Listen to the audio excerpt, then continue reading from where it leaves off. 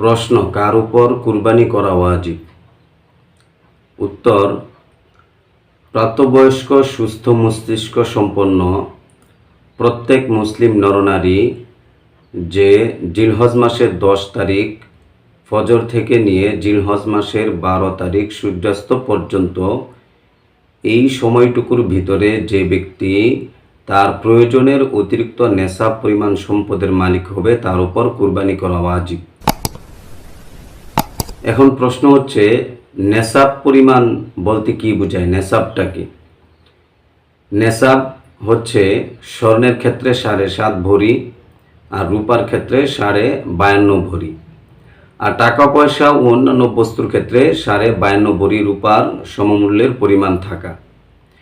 যদি কারো কাছে পৃথকভাবে কোনোটি নেশাবই না থাকে, তাহলে যদি দেখা যায় কিছু স্বর্ণ আছে, কিছু রূপা আছে, কিছু টাকা পয়সা আছে, অন্যান্য বস্তু আছে, তাহলে এই সবগুলো মিলে যদি 52.5 ভরি রূপার সমমূল্যের পরিমাণ হয়, তাহলে তার উপর কুরবানি করা ওয়াজিব হবে।